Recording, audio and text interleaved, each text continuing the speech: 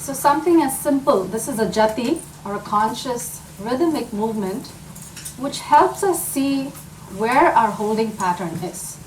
For most of us, it's the shoulders, some it's the back, some it's certain areas of the back, some it's the feet, some it's the neck. So just loosen up a little bit, have some fun. Feel like now your elbows feel like a little chicken, quacking. And of course we use the breath, as we're going to use the breath to whoosh out anything that we don't want, right out the window. So once again, you can just keep this practice 1 minute, 2 minutes a day. Sometimes when people come and talk to me and say, oh, you know, you're a Yogacharini, you made this your practice, I can't keep like 2 hours or 1 hour in the morning. I'm like, no, we can just do this through the day. If something is really, stuck on me or I feel energetically, I just shake out. So once again, shake your head and whoosh out. Right out the window. Not at anybody else, which is what we normally do. So if we're not dealing with emotions, once again, let me see everybody go for it. I'm not shaking my head so much because I'm also talking. I don't want it to be like, and whoosh out. And those of you who have some water, please have some water or tea.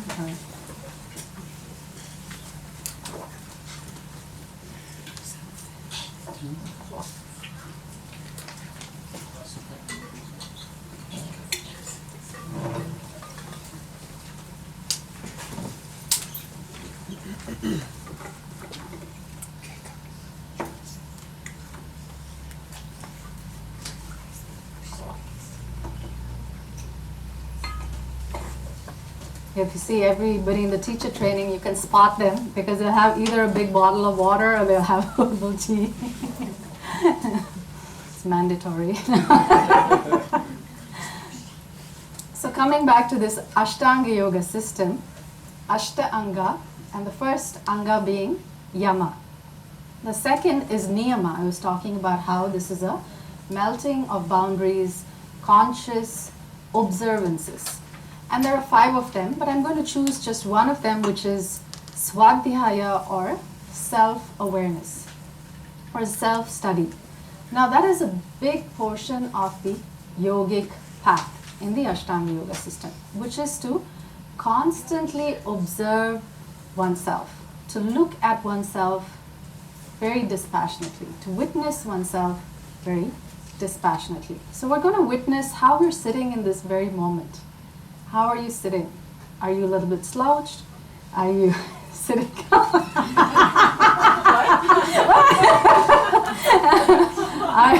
Is your body open? So we're going to close our eyes. We're not going to look at others' postures. We're just going to tune into our own posture.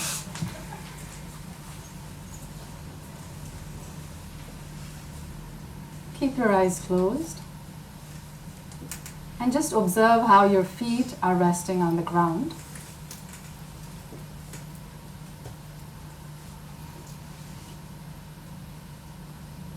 Be present to your legs, your lower legs, your thighs, how your thighs are resting on the chair. Can Alice and the ones at the back hear me? Yes. Yeah, fantastic. Thank you.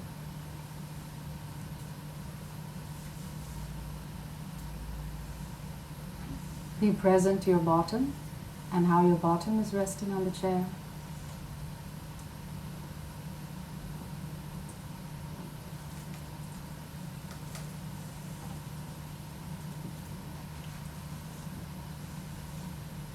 Be present to your abdomen, chest. How is it feeling today? Be present to your back. Simply witness it.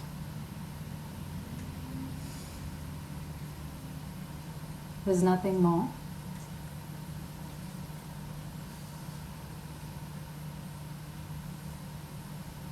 Be present to your arms.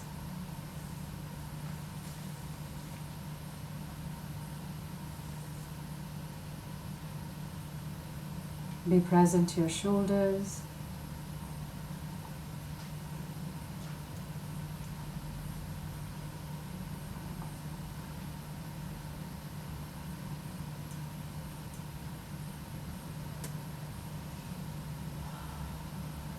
Be present to your neck.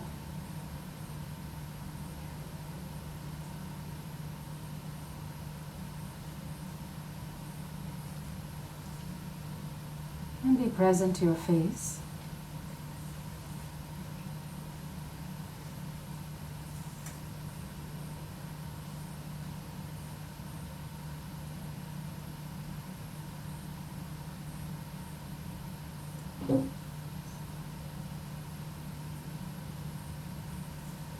Now, still keeping your eyes closed, we're going to gently shift areas that feel tight or tense. Maybe open them out, maybe slightly move them a bit.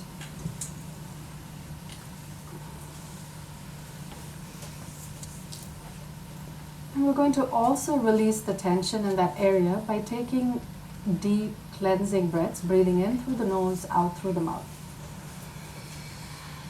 And so we'll do this together.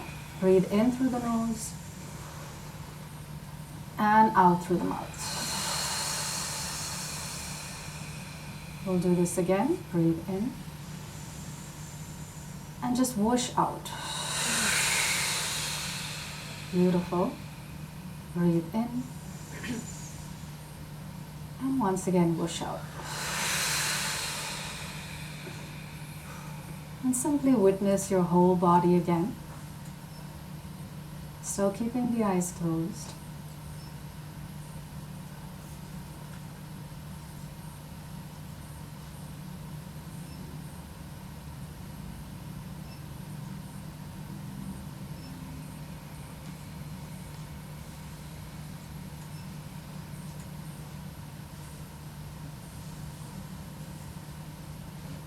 So as we witness without identifying.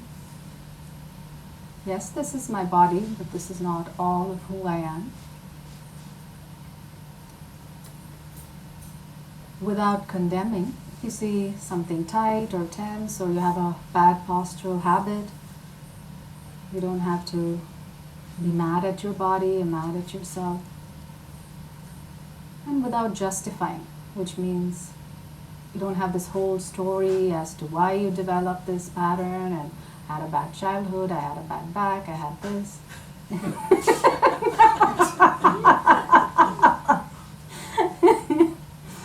So this is what is stipulated. It is said, simply observe without identifying, without condemning, and without justifying. Just observe.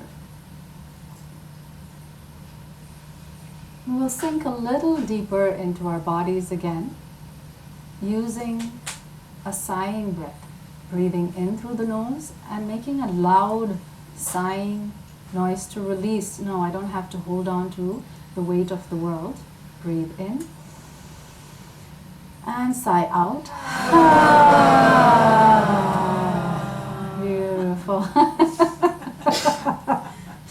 Breathe in and sigh out.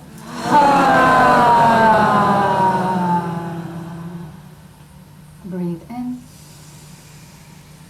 And last time, loud sigh. Beautiful. Now gently rub your palms. Place them on your eyes.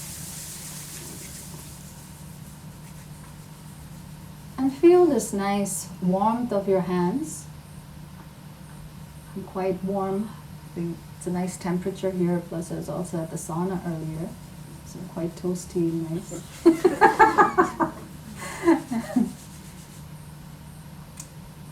So let your eyes get some rest. These eyes that are always outward turned.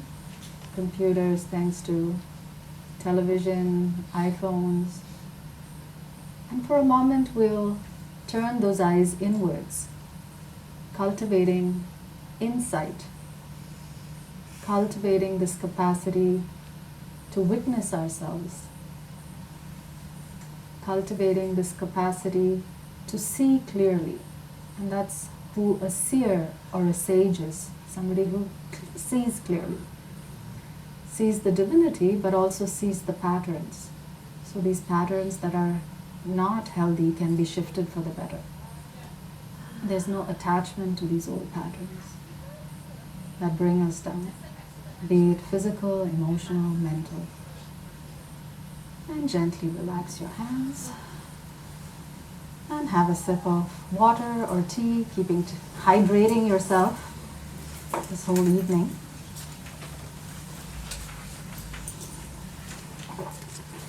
Have a nice laugh.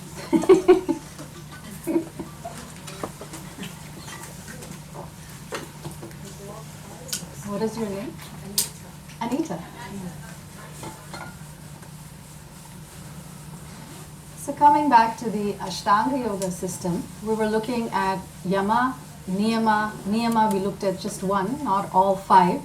And then we have Asana and Pranayama. So Asana, what is Asana? I'll again throw the floor open so it's a bit more interactive. What does Asana mean to you, just like yoga? Postures, okay. Not you guys.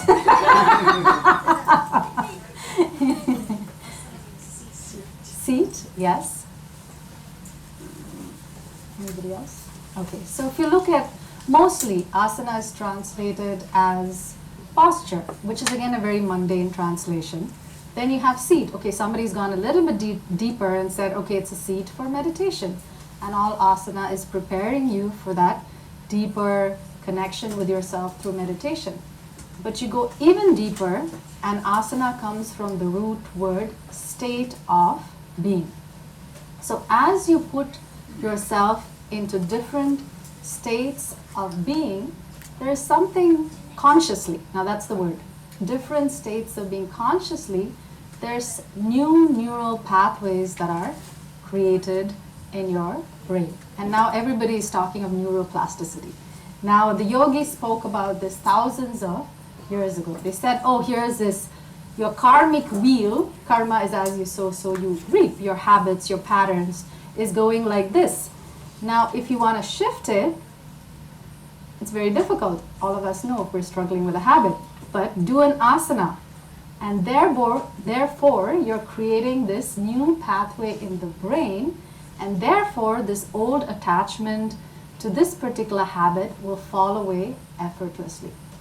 So it's almost very beautiful how somato-psychically you are impacted. So if somebody is sitting like this, their body language, again, this is not just the yogis, of course, they're all repeating what the yogis said. Now many communication experts will tell you that verbal communication is only how much percent? Somebody? Yeah, 7 to 10%. That's what they say, is about verbal communication. The rest of it is tone of voice, body language, it's how you're articulating, your gestures, all of that is the real communication. So these yogis were masters in intrapersonal communication. That is, how are you communicating to yourself? So the subconscious mind, which is the storehouse of all this conditioning. Interpersonal, of course, because if you're a better intrapersonal communicator, then you become a better interpersonal communicator. Otherwise, there's this whole muddle and confusion and inner conflict. Should I go? Shouldn't I go? Then you're giving somebody half-baked messages, and the person says, "Oh, I thought I was supposed to meet you," and you're like, "No." You know, there's all this confusion going on because there's no clarity within. I've been through that situation where, like, I'm not able to decide, but then I say, "Okay, let me take a decision and cut it clean." But you see that happening within yourself, and to clarify and refine that intrapersonal communication, one of the biggest tools, of course there are various other tools, there are various other tools, but one of the big tools is asana. So with asana, we have this beautiful tool of intrapersonal communication. Therefore, our interpersonal communication becomes much better.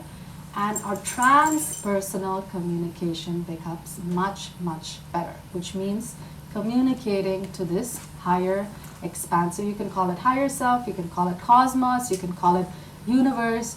You may say, how does a simple posture do that? And like I was saying, we're going to do a very, very simple posture. If you're having a low day, then if your body languaging or you're a little bit slouch, think of sitting a little straighter, and we can do the Viryasana. Viryata means courage. So I know many of you have seen photographs of the Viryasana where you're putting your body into the body language of somebody who is courageous. So how is somebody who is courageous? They're taking up a lot of space. Like I am. Their chest is nice and open. They're not afraid to face the world. They're not cowered or they're not brought down by life. And it's done standing, where you have a firm, stable stance. So I'm going to ask everybody to get up, and we'll do just one aspect. I don't know how we're going to do this. Sideways too, if you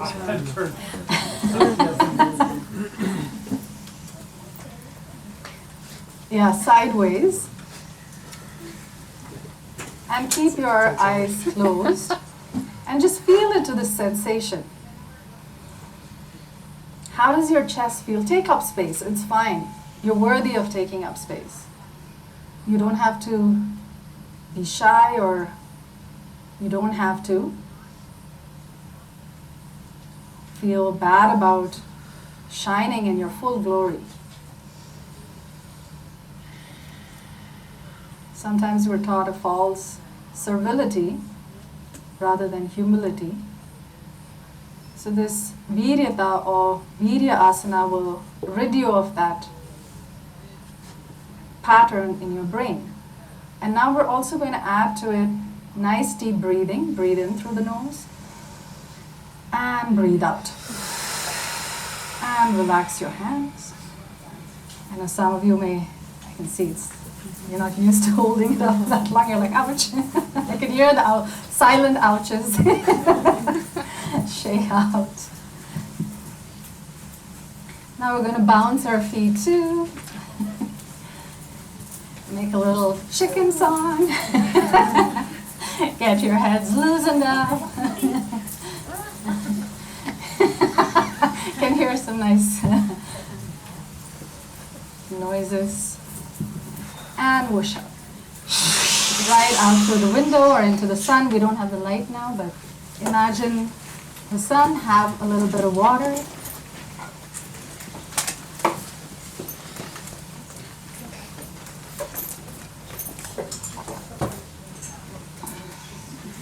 Oh, thank you.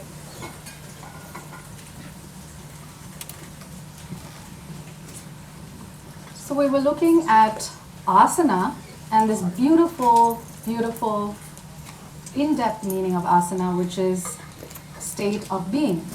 So as we practice the asanas, we're consciously putting ourselves into different states of being. And different Puranas or different texts say that there were X number of asanas. Originally it was 84 lakh asanas. Lakh is an Indian term for numbers. 100,000 I think, yeah. And if you see, you don't have to go into the details of, oh, how many asanas this text says, this many and that many. What they're trying to say in the text is that Shiva, our consciousness, took a particular form and he created a life through that dance or through that asana. So if you're in the frog asana, then you're embodying the Manduka asana, you're embodying the consciousness of a frog. And there's a lot of beautiful things you can learn from animals. So we also have the Kukura pranayama, the Kukura asana, where you're panting like a dog. And if you want to know about anybody with a strong diaphragm, these dogs have, I mean, not the Western dogs, but come to India. They're really quiet and well behaved.